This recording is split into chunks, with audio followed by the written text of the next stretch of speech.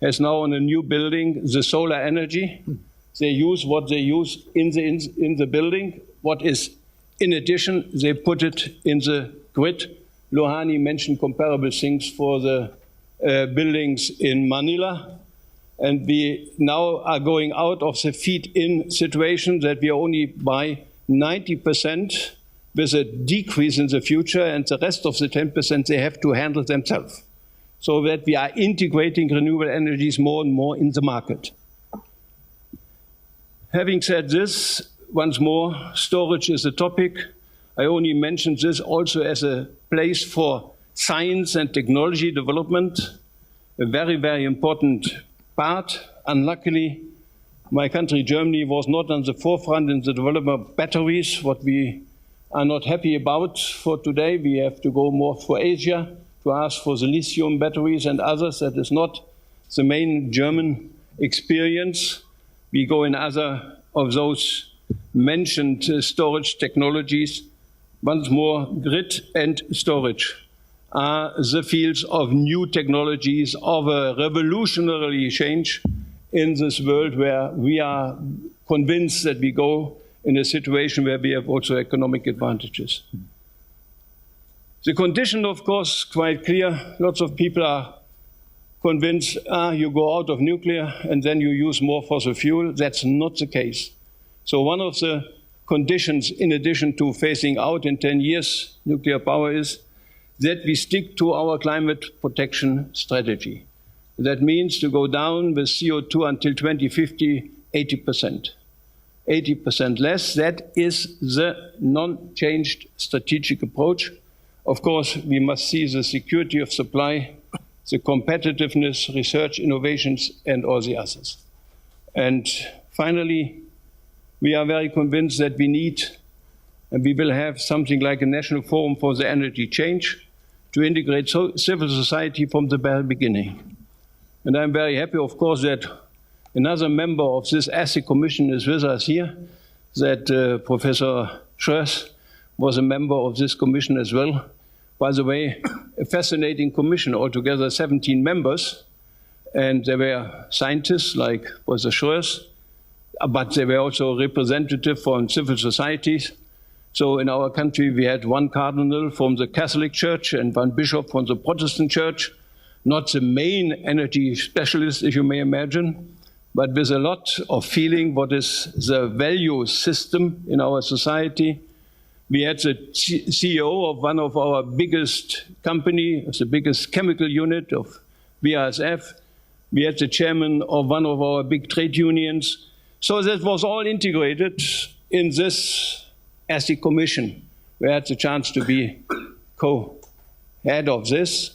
And at the end, we came to a unanimous decision, and this was followed also, as mentioned before, in our parliament. So I believe if we can go on in this direction, we will have a chance to give better answers to energy for all. I think we can give better answers to a green economy with a high resilience situation. I will never forget when I discussed this with one of our producers of solar energy.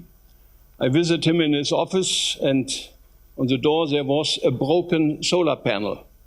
And there was mentioned, this was a GAU in German.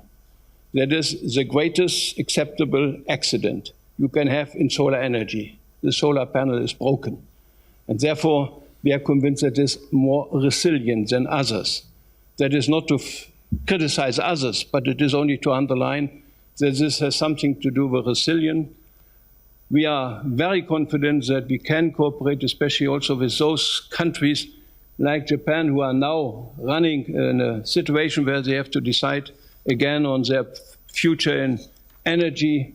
And I hope that I could give you some information what the energy perspective in our country will be and is already decided and hopefully also implemented in due time. Thank you very much.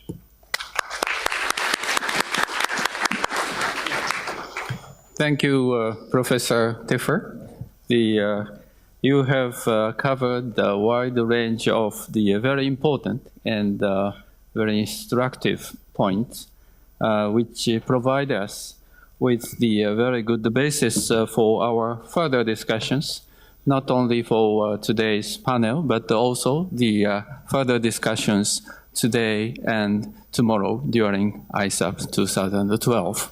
And once again, thank you very much for your insightful presentation, Professor Tiffer. Now, having said that, let me move on to the next speaker, Professor Takeuchi. He is the Vice Rector of United Nations Universities. His background is already in the program, and you can take a look.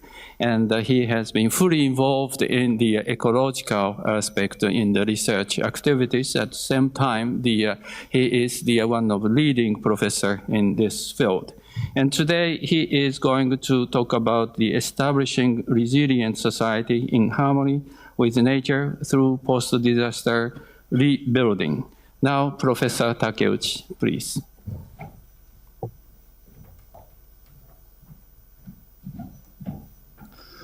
Thank you very much, Mr. Takemoto. Good afternoon. Today my talk focuses on how we could contribute to the rebuilding of the affected areas in Tohoku by utilizing of the concept of the society in harmony with nature.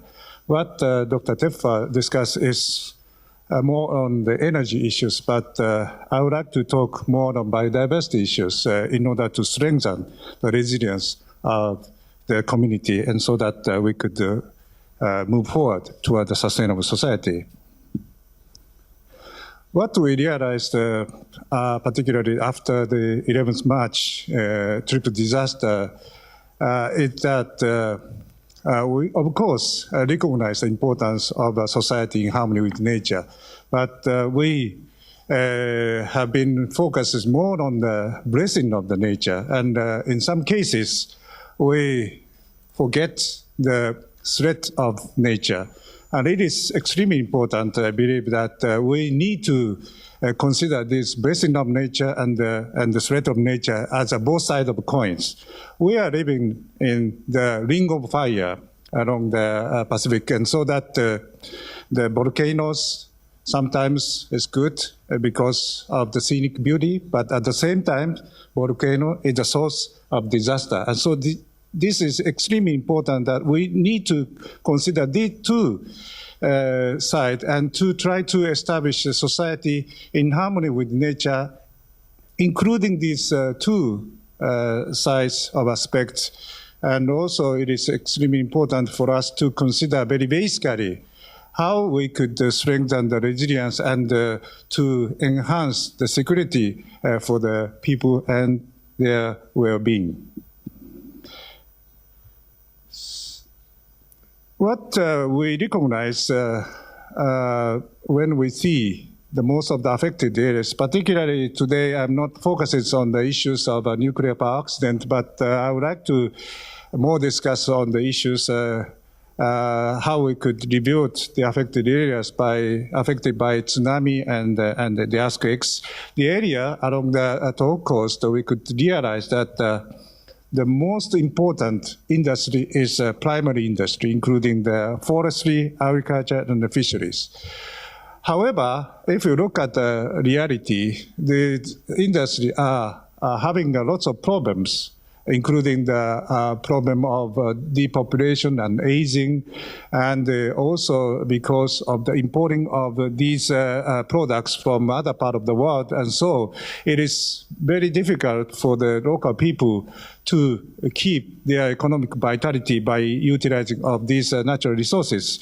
How we could develop the new scheme for enhancing of the primary industry will be a very important challenge in that areas. So what we should consider is how we could combine the rebuilding of affected areas with the re-establishment of the primary industry, including forestry, fisheries, and agriculture.